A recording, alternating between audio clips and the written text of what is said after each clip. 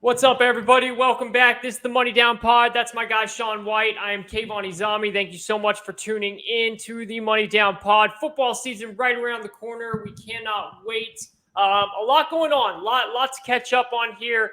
We're going to do some camp storylines that we like, we don't like, preview some teams in this, and then we're also going to hit on Deshaun Watson and just kind of what happened there, just to kind of wrap our hands clean with that and move on from there. So we'll end the show with some Deshaun Watson talk. To start the show, Sean, I know you have some storylines that you've been following that you're kind of about or not about. So go ahead and take it away of what you're looking at right now. Yeah, so there's a few storylines going on here and there. You get the camp nuggets out of everything, and some people say, oh, it's just practice, but really a lot of practice can lead to some big things in the game. A lot of things get established. There's some stuff. Do you buy it? Do you not buy it? So I wanted to hit on a few of those real quick that's going around the league. The first one, I think, me and Kayvon is probably one of our biggest disagreements, and you'll hear it when we start to preview more. I'm kind of fading the Patriots this year. I know Kayvon's a big believer in Mac Jones and Belichick. But I'm fading the whole situation with Patricia being the offensive coordinator and Judge. And a lot of the storylines coming out of the Patriots insiders, people, a lot of the Patriots fans really trust, saying the offense is looking bad. They're trying to switch to a zone blocking scheme, the Shanahan type scheme, and it's Patricia trying to install it. We're hearing Max really struggling with the install on that, and the defense is just killing them in camp right now. So I guess if you're trying to be optimistic, maybe you could say the defense is looking good. But I'm just fading the whole thing in general, having Matt Patricia call the plays, install an offense. And really, I think it's going to push Mac to take a step back this year, and he's going to hit a sophomore slump. I think he's a prime candidate for that. And that's a camp storyline I've been following because that's something I've been on all summer. I'm just fading anything to do with Matt Patricia out there. But I feel like Kayvon's going to feel like Belichick has a plan in all this. I do think Belichick has a plan. I will be honest, I'm not as confident as I was earlier in the offseason because I just don't like Matt Patricia at all. I really thought Belichick was going to take over most of this, and I still didn't love that. But to me, this is more about Mac Jones. Me and you have since day one have differed on Mac Jones. You've never liked him. I liked him.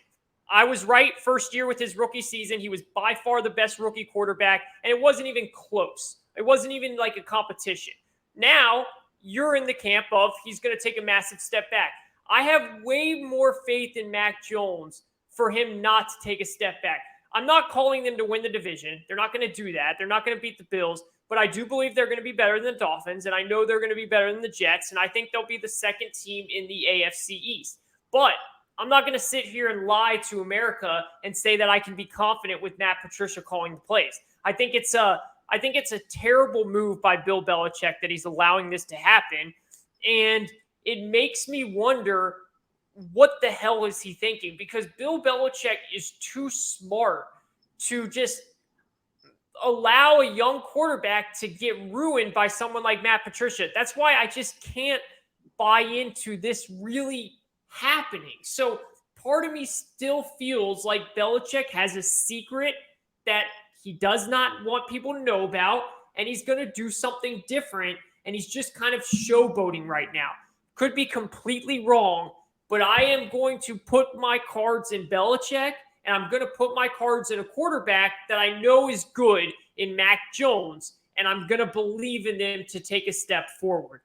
And I do believe the defense is going to be very good. I know they lost J.C. Jackson. I know they lost it. I still think the defense is going to be awesome. I still think they have a really good running attack with Damian Harris. I don't know why they're trying to change to the zone scheme. I don't really get that. That doesn't make much sense to me because I think the way they do run the ball already is good enough. I don't think they need to change that. I think they're good with what they have. So that part of, to me, makes absolutely zero sense. But I like the pieces they have. I like their running backs. I really, really like Mac Jones. And I'm going to have faith in Belichick. But I can't stand here and say that I am overly confident because Matt Patricia's calling plays. That's definitely something. If you're a Patriots fan, you should be worried. There's no doubt about that. Yeah, and to recap, I think where we're at on Mac Jones, I feel he's a lot more Kirk Cousins-ish, and I think Kayvon, I believe you've used the ceiling of a Matt Ryan is what you look at him as. Yeah. Correct. That would be Yeah. the correct take. And this is what concerns me about it. He can be great football thought-wise, but man, it's his second year, and you still need to guide a young quarterback, no matter how No smart doubt. at football they are. You need to guide them through, and you have a classic defensive guy training the O-line. He's the O-line coach and the offensive coordinator. That's just too much for me. I really do think that Mac Jones walked into the best situations last year, and that's why he was the best rookie quarterback out of the group. He had the best situation coming in. And I think Josh McDaniels, he devised such good game plans on a week-to-week basis that, man, it's just hard for me to believe that it's not going to be a pretty big step back just from a coaching change standpoint, in my opinion. It's going to be rough to look at. And really, I think it's going to give some heat on Belichick, in my opinion. I think Belichick's going to receive more heat than he's ever received as a coach with the Patriots since the whole Brady thing early in the career. I mean, we were real young when that changeover happened, so we weren't around for the media like happening with all that. But man, basically, since we've been watching and really been able to pay attention, Belichick's been Teflon, man. You don't question Bill Belichick.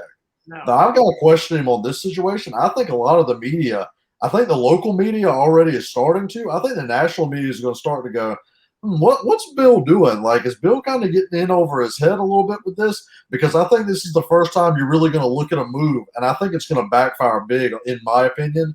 And I think if it does, I think this is the first time we see Belichick get some real heat about his coaching decisions and his decision making as a whole, especially with the league moving to offense. I think you got to have an offensive mind in there to guide your young quarterback. It's going to be tough to watch. And the whole changing up the blocking scheme, maybe they're trying to install some zone blocking plays, but the offensive line's always been a strength with New England. They've always been able to run the ball. I think it's kind of strange that you would even try to go in and change an aspect that's already a strength of your team. It's some weird stuff going on in Patriot land, and I think the local reporters are a little worried, the people that are dialed in, and it's something I'm fading. I really do believe they missed the playoffs this year. I think they actually finished third. I like the Dolphins over them. Not a huge Tua guy. I like the Dolphins over them this year. So that's a good one that me and Kayvon are going to disagree on. So this is where I 1,000% agree with you. If it does go wrong, like you're talking about, then you're 1,000% right. Belichick, that heat is going to ramp up, and rightfully so. Because if this does go wrong, I mean, even the people that aren't smart at football it's kind of like the Russell Westbrook thing last year, when all of us that didn't work in basketball were screaming from the rooftops saying, it doesn't work. You can't fit those two together, Russell Westbrook and LeBron, and the Lakers are over there like, shut up, we'll make it work. If this is what the Patriots are doing and it does not work, then it's going to be like, no shit, it didn't work. You put Matt Patricia as your offensive coordinator. Again, I have enough faith in Belichick and Mac Jones to make sure it works, but Sean is 1,000% right. If it doesn't work, that armor on Belichick is going to strip off, and it's going to strip off fast. And we've already seen Rob Kraft come out and take some shots at Belichick.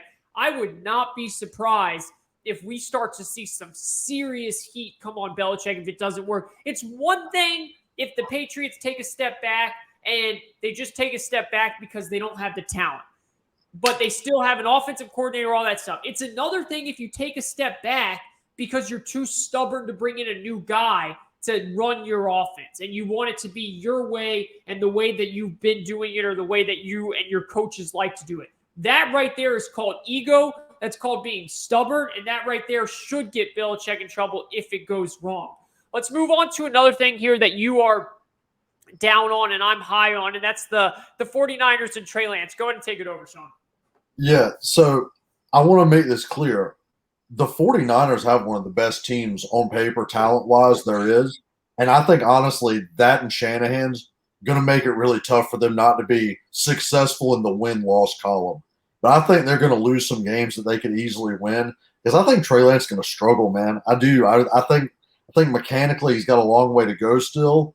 I think he's going to miss some layup throws. You kind of see some of the reports out of camp. He's missing wide open shots. He's missing some of those layup throws that Jimmy G usually hits. But then Trey Lance will make up for it with some downfield shots to Ayuk. So it's kind of strange. I honestly think they're going to be in the same spot they were with Jimmy G, only you're going to see big explosive plays win games sometimes instead of the quick, accurate little tosses to Debo that gets him out in space. But in reality, you're gonna see the same bad picks and the same bad overthrows that you saw with Jimmy G. And I think you're going to end up with about the same team, really. I don't think it's going to be the upgrade that a lot of the fans that I see clamoring out there talking Josh Allen, talking Patrick Mahomes, talking year 2 leaps. I don't think it's going to be that big jump that everyone's expecting. We got to keep in mind Trey Lance hasn't played a lot of football, and a lot of people are putting a lot of pressure on him, like he's going to be this big upgrade, this giant leap. They traded these 3 first-round picks for him, and they think he's going to be a top 10 quarterback in the league off the bat. I think this year is going to be a rocky time for Trey Lance. And I'm not even really going out on a limb in my opinion of that. I think this is going to be like a rookie year stumble for him. It's going to be real tough. I think we're going to see some real shoddy games out there from him, and I want to see how that affects a team that's really ready to win a Super Bowl now. Yeah, see, this is the interesting part about this because it's okay. Like this is what's crazy.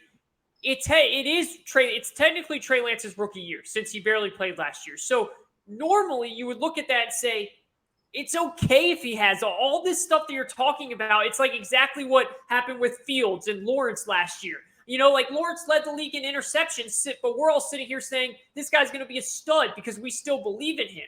But it's crazy. We're talking about Trey Lance like if he goes out and has a bad year, then the 49ers effed up and everything's screwed. And it's like the guy hasn't even played a rookie year yet.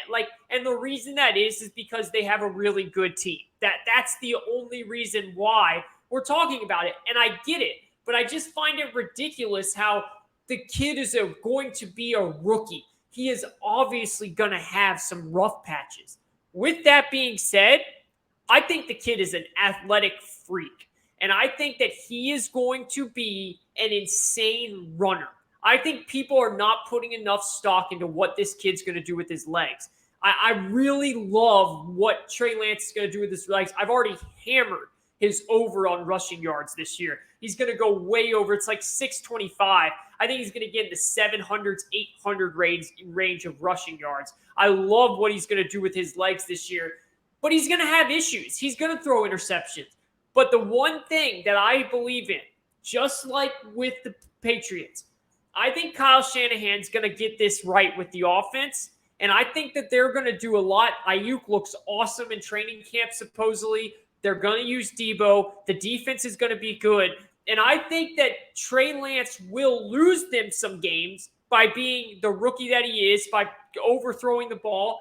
But I also think that the 49ers are going to win a lot of games too because they're just a really good roster. So I'm in on Trey Lance, man. The one thing that worries me about Trey Lance is this shit that you've been talking about all summer. And that's this idea that they are trying to change his arm like throwing motion.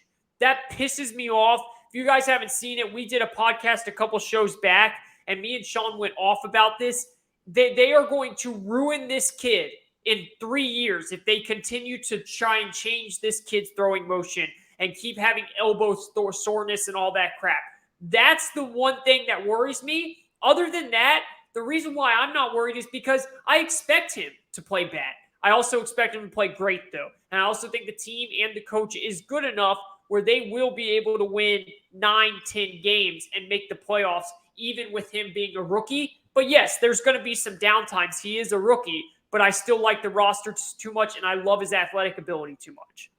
Yeah, I think the one thing you got to look at if you're a 49ers fan, I think you're going to have some games that you should definitely win where you out-talent opponents, and you're just going to end up losing them over turnovers. That's just going to happen. But I'm going to be honest with you, it would probably happen with Jimmy too. Jimmy throws a lot of picks himself. So that's the thing they'll look at. I think the big thing for the 49ers is you want to get Trey Lance acclimated and ready to go, and you want him playing his best ball going into the playoffs. That's really what you want to get him going. You want to make sure he's not slumping.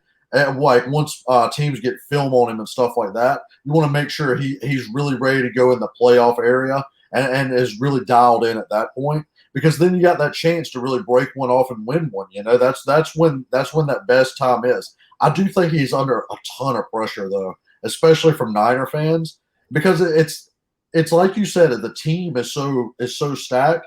But also we saw Mahomes do it, man. Mahomes came in with that one game, and then Lance played the 2 last year, and he had his flashes and everything. So immediately, a lot of these Niner fans, you see them online, you see them everywhere. They just think this guy's going to be Mahomes, and I'm telling you, you got to pump the brakes on that because Yeah, that's wrong.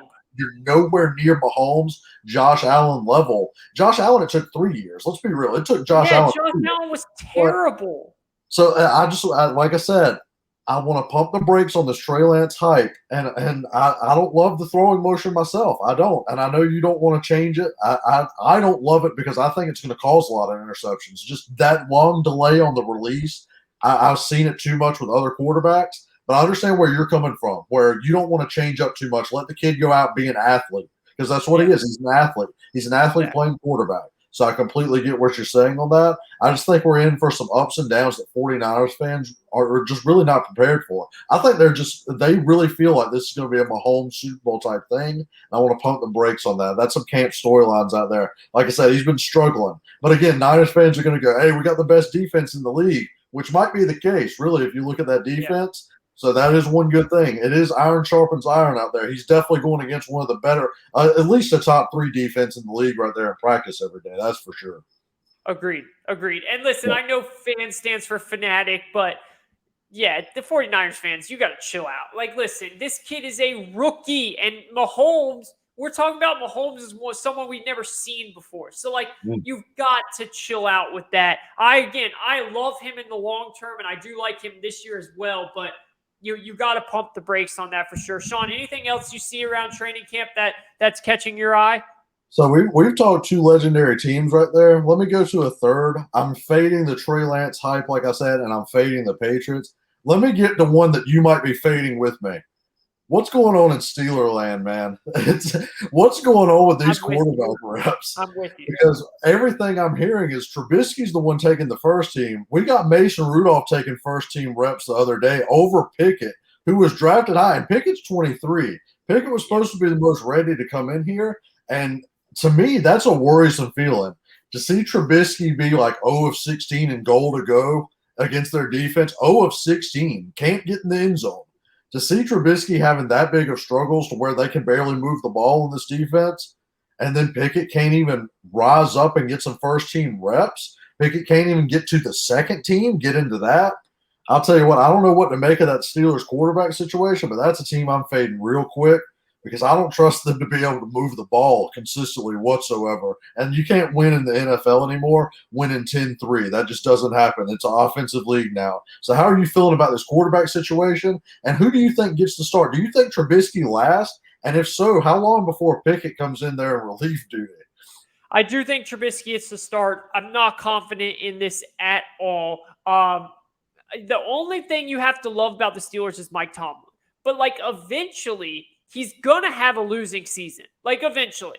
And the fact that Trubisky, because I'm not going to lie, me and you both were not fans of Trubisky coming out of college. We both pounded the table. Why is Deshaun Watson not going higher? I mean, I screamed that year over and over and over. And it was so dumb when the Bears passed it up. But with that being said, Trubisky has shown that when he has a good defense and a run game, he can win games. Like, he has shown that. He's shown it might be ugly, and he's shown that he also might lose games, but he's shown that he is capable of managing the game and winning games. So when you hear these reports that he can't even score and he looks terrible and Rudolph is competing with him for one and Pickett's nowhere near, it's worrisome, man. It is definitely worrisome. Do I believe at the end of the day that Trubisky is going to start? I do. But I do think that this is when that season comes to an end of Mike Tomlin never having a losing record. I love the defense. I love Najee Harris. I love what they have with Deontay Johnson. Your guy, George Pickens, is looking like he's blowing up. And you called that. You said he was going to be amazing. Supposedly, he does look amazing. And you're going to get a win in that column if that stays that way. But with all that being said, you can't love what you're hearing right now. It's and the biggest thing too is this division, man. The Bengals are going to be awesome.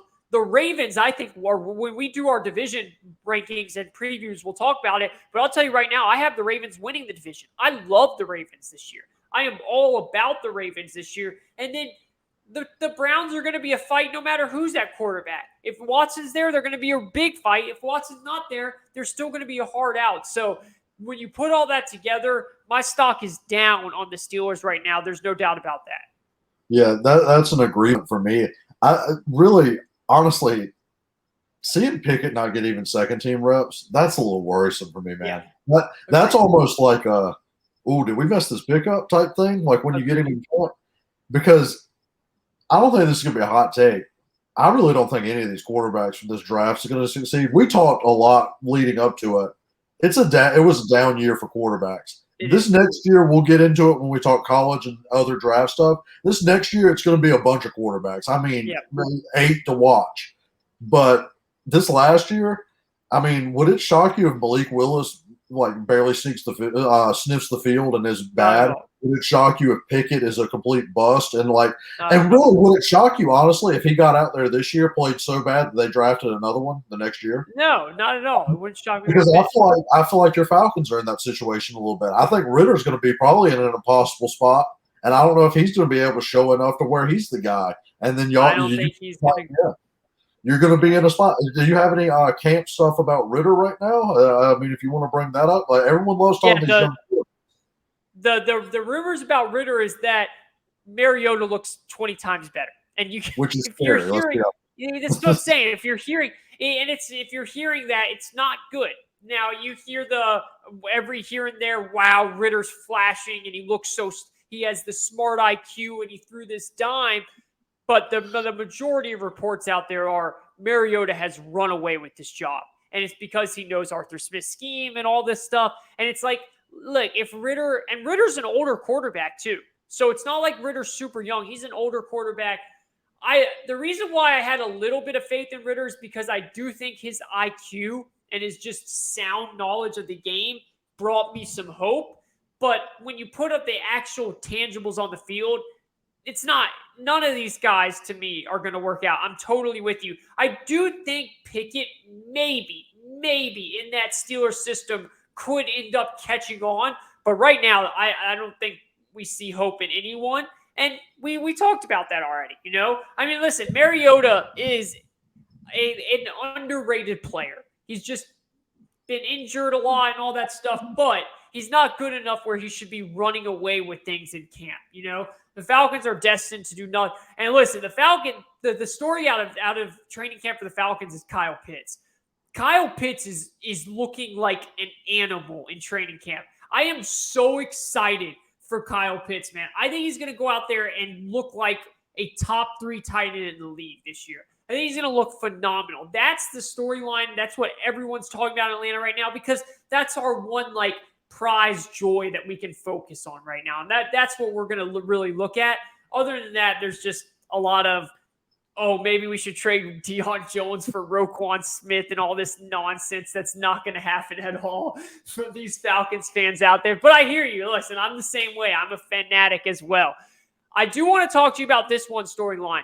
And that's what's going on in Washington with Carson Wentz. You hear Ron Rivera kind of criticize him, and then you hear him say, this is why we brought him in, because we believe in him and all this stuff. What are your thoughts? Look, I like Carson Wentz. I feel like my time with him is fastly starting to run out, but I still have held on hope. I think that the Colts kind of did him dirty. I mean, yes, he screwed up those last 2 games, but so did the whole team. I mean, that defense was the one that allowed Trevor Lawrence to completely gape them open last year in the final game of the season. It wasn't just Wentz. But what are your thoughts on Washington and Carson Wentz? Yeah, so honestly, I'm a little happy that that's who the Jags play week 1, just with all the chaos going on. And Chase Young will be out. I mean, a lot of negative stories coming out of Washington, really. Yeah. And I'm going to be honest with you, if it wasn't for Matt Rule, I would bet Ron Rivera is the first coach to get fired this year. I really would. I'm kind of fading Washington completely this year. See, the only reason I push back on that is because Washington has so many off-field issues with their owner right now, and Ron Rivera is in such a good standing in the league and all that stuff. I think strictly because of that, I could see them not fire Ron Rivera, like literally just because of that. And that's teams will do that too. But I get your point. There could be issues with Washington. I can see that as a reason too. I feel like he might be gone after the year. That if that's not the case either, I got a bad vibe for them in general. The Carson Wentz thing. I've been a big Carson Wentz guy too. I loved him in Philly. I was early on him too, like kind of how you were. And really, he didn't play that bad in Indianapolis until those last 2-3 weeks. He kind of was shaky, and he played a bad game in Jacksonville. Let's be honest, Jacksonville, like the defense, we kind of tore him up that game, and Trevor Lawrence tore him up. It was a perfect storm of everything. We bottled Jonathan Taylor up for most of the game, and he was the leading rusher. I mean, everything was clicking for us that game. It's just Carson, man. There's something about him. I don't know if it's he lost confidence after the knee injury, which could have happened. Let's be honest. Yeah. He lost confidence once the whole Foles thing went down. And really, maybe he'd be a different quarterback if Foles not stepped in and won it. Let's be honest.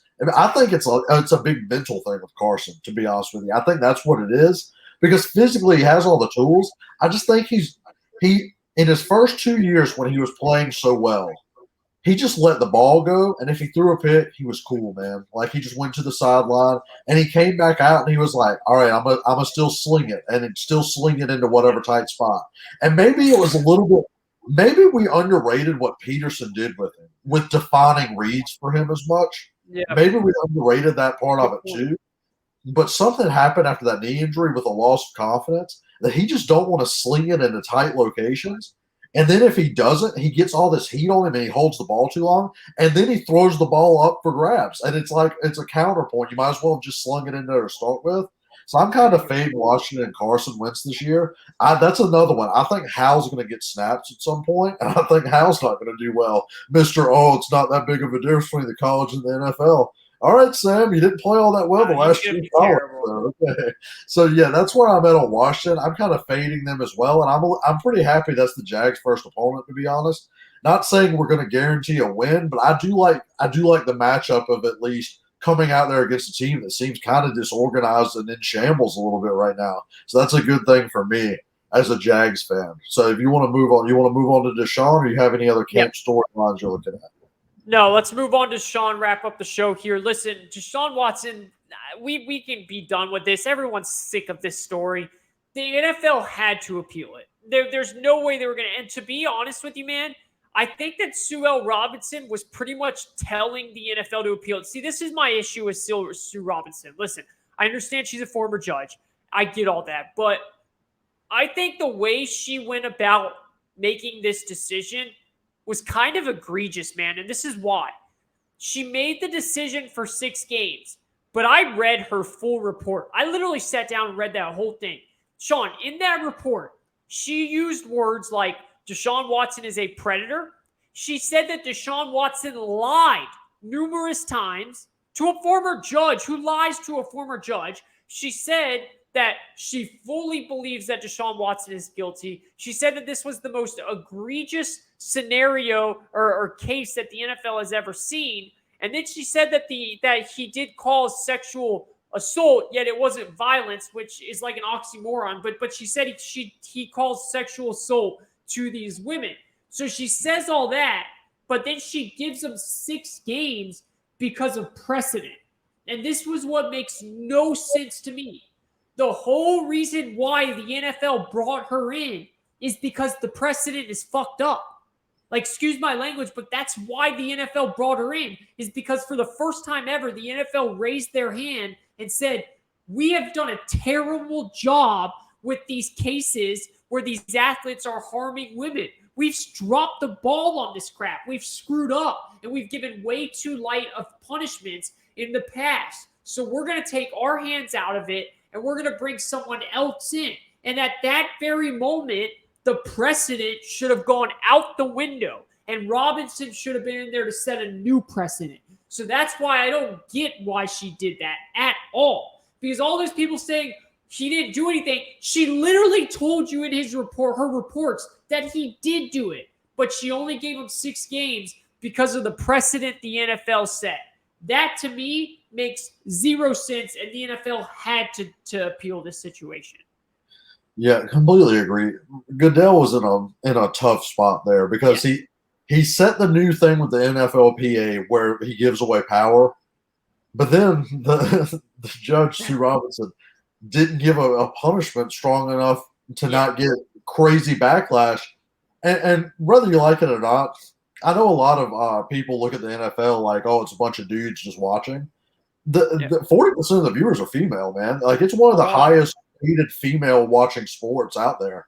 A lot of females watch it. A lot of females play fantasy. I know my wife's really into it now, and she wasn't when I first met her. A lot of girlfriends and wives out there watch with their husbands. A lot of females watch this stuff, and it's a bad precedent to set, giving Deshaun 6 games when there's numerous counts. And I want to get it straight before anyone else says. I know they only looked at 4 women. I understand. They only looked at the 4. It wasn't 20 or 30 like he had accused them. But still, if you look at 4 women compared to Zeke and Ben's 1, who also got 6 games, that's really where the simple math of the thing is just not adding up. Where it's no, like you at least have to give him more than what you gave Zeke and Ben. You have more women coming forward about it.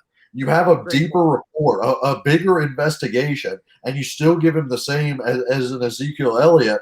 That really, do we even know what happened with Zeke? That was some allegations that was real shaky, and he got the full 6 games. Great So I think point. that's where Goodell said, "Okay, I have to appeal this," and I agree with that decision. Me and you were calling for a year, and I don't know if he's going to get a year. The NFLPA might fight that, but he needs to at least get what 8, 10, 12 games. I think they might go 12 and a fine because Yeah. the way Mallugetta did that contract, we talked about it twice on the pod. The way they set this contract up, I mean, it was made to not lose any money at all this year. Yes. Like they were expecting to get popped for a year. Let's be honest. Yeah. They were They expecting a would. year. So it wouldn't shock me if they go to 8 to 10 or 8 to 12. And I think Deshaun might actually take the suspension and stop fighting it if that's the case. I think so too. Because there's no way Deshaun's going to not take a suspension that's not a whole year just to have a whole year of that second salary where he's making the 40 million and he lose money that way. Yeah. Deshaun's going to take the suspension if they give him anywhere between 8 to 12, and I think that's probably where we're going to end up. We're going to end up at 8 to 12. The fine is going to be tough because I don't think the players want to be losing money on any precedent thing like that.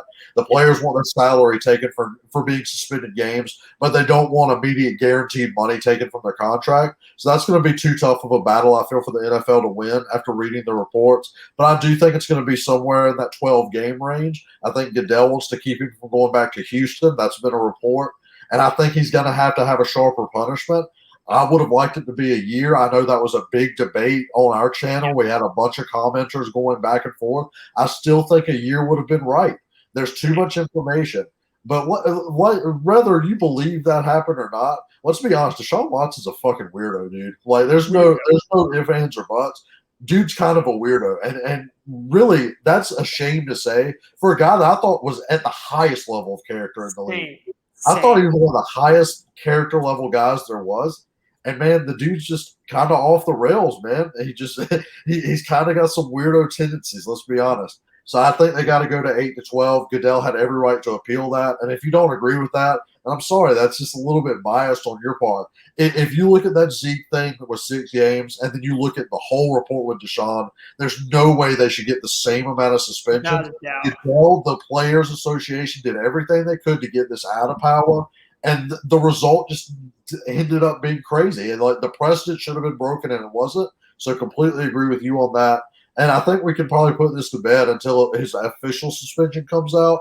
But man, I think it's got to be in that 8 to 12 range. I know there's going to be people that disagree, but I'm sorry, it's some crazy shit what he was doing. Yeah, so well said. Before we get out on this, let me ask you this one question just to change it to football for one last second. Kareem Hunt, does he get traded or does he stay with the Browns? What are your thoughts? I think that's a tough one. I think the Browns want him still, but it's kind of tough because Ernest Johnson's a beast, man. Like they have three, but Kareem Hunt's the pass catcher of the group. He's that Camara, that one that they could put in on third down, and if they need a 3rd and 4, he's going to be able to get you on the check down. So I think it's tough. I think they want to keep him. The problem is I don't see how they can keep him the next year unless they're going to tag him because I don't think they want to extend him. At the same time, the running back market, like, there's not really a lot of teams out there for him either. So I think they end up keeping him just because I don't think the demand is going to be that high.